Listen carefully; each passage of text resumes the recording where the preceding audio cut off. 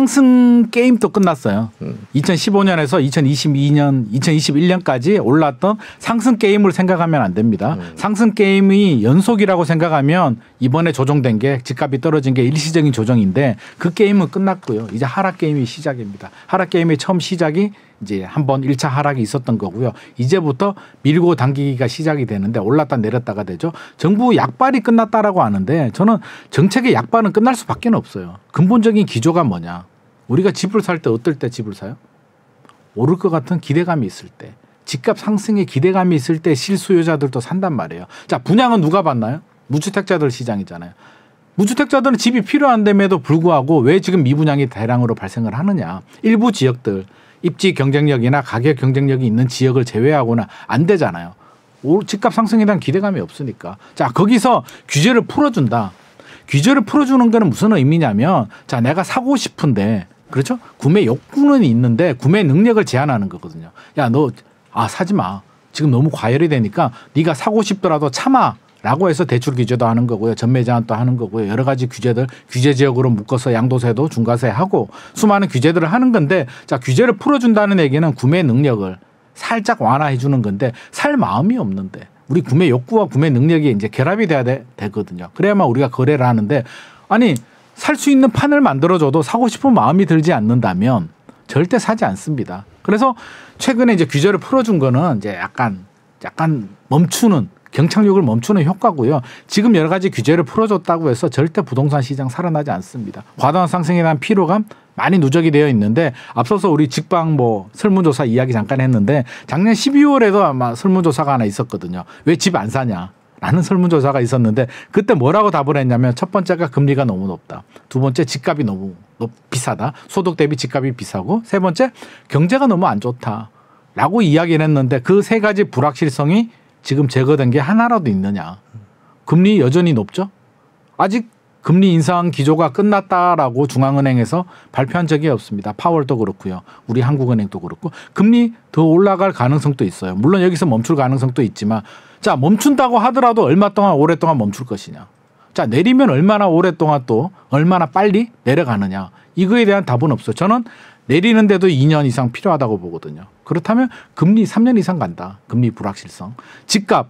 우리 PIR이라고 하는데 소득 대비 집값이 여전히 높아요. 최근에 약간 고점 대비 한 30% 조정이 됐다가 살짝 반등을 했거든요. 오히려 반등을 했다는 얘기는 이제 매수자들 입장에서는 메리트가 없어진 거죠. 야, 나 급매물 정도면은 한번 고민해 보려고 하는데 이 정도 반등을 했다? 고점 대비 30% 하락을 했다가 지금은 한 20% 정도 하락, 한 10%포인트 정도 줄어들었는데 매수자 입장에서는 최근 3월 돼서 거래량이 줄어들고 있거든요. 그 얘기가 무슨 얘기냐면 따라가지 않겠다는 거예요.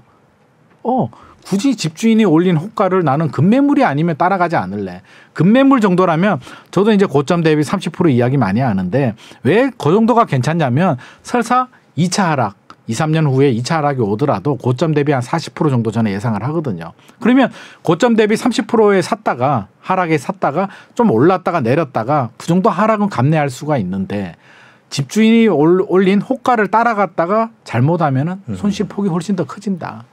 특정 아파트 말씀드려서 죄송하지만 헬리오시티라는 아파트 있거든요. 워낙 대단지고 네? 서울의 대표성. 서초구 강남구는 약간 그들만의 리그이기 때문에 저는 좀 정확한 통계를 반영하지 못한다고 보여지고요. 송파구 헬리오시티가 중산층 이상의 심리를 저는 가장 잘 반영한다라고 생각을 하는데 최고점이 23억 8천만 원까지 갔어요. 전용 84 33평 아파트가. 떨어졌을 때 작년 12월 16억까지 떨어졌거든요. 10층 이상 기준으로. 16억까지 떨어졌다가 최근 18억 9천 2월이었나요? 거래가 되고 멈췄어요. 18억대에서 왔다 갔다 해요. 19억 이상 뚫지를 못하거든요. 자, 19억 이상 뚫는다는 얘기는 매수자 입장에서는 취득세 내야 되죠. 대출이자 내야 되죠. 재산세 내고 종부세 내야 되고 혹시라도 남으면 양도세를 또 낸단 말이에요. 그러면 19억에 산 사람들은 적어도 22억, 23억 전고점 정도 가져야 내가 1억 5천 정도 손에 쥘 수가 있는데 그게 자신이 없다는 거죠. 전고점을 뚫을 자신이 없기 때문에 여기서 멈춘 거예요. 더 내려가기를. 18억? 17억? 16억 정도면 엄청나게 괜찮고 17억 정도는 고민해 볼게 라는 매수자들이 많기 때문에 저는 그게 지금 시장 분위기를 반영하고 있다. 매수자들은 기대치가 높지 않아요. 집값 상승에 대한 기대치가 높지 않기 때문에 최대한 보수적으로 가요. 그럼 보수적으로 가는 게 뭐냐. 급매물을 잡거나 경매로 들어가거나 어떻게든 방법을 찾고 아니면 스테이.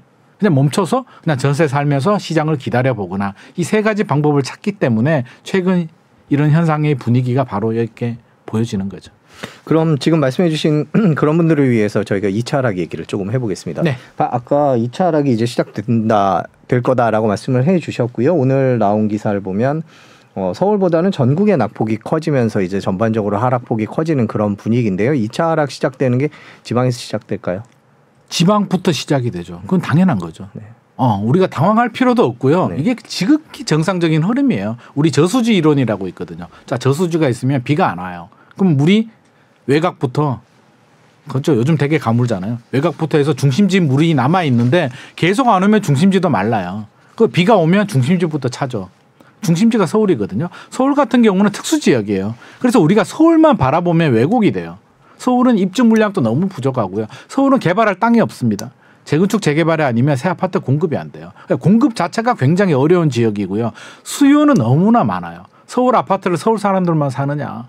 수도권에 계시는 분들, 지방에 계시는 분들, 또 자녀들 뭐 학교 또는 노후 준비 그래도 서울이잖아. 이런 심리 때문에 수요는 굉장히 많은데 공급 자체는 굉장히 부족한 지역이어서 서울만 바라보면 뭐 괜찮네. 분양도 되네 라고 하지만 전국을 본다면 전혀 다른 시장이고요.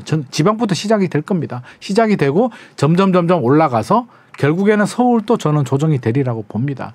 이게 지나가야 되는 과정이에요. 이걸 당황하고 절대 떨어지면 안 돼. 뭐 이런 마음이 아니라 지극히 산으로 올라가면 내려가야 되고요. 내려가야만 다음 산으로 간다. 차면 기울고요. 오르막이 있으면 내리막이 있기 때문에 저는 정상적인 과정이다. 우리 마라톤 하면 그냥 달렸으면 좀 쉬어야죠. 그러니까 저는 이거를 이상한 굉장히 불안해. 이상한 현상으로 보지 말고 지극히 정상적인 흐름으로 가고 있다. 역시 그걸 벗어나지 않는다라고 보여집니다.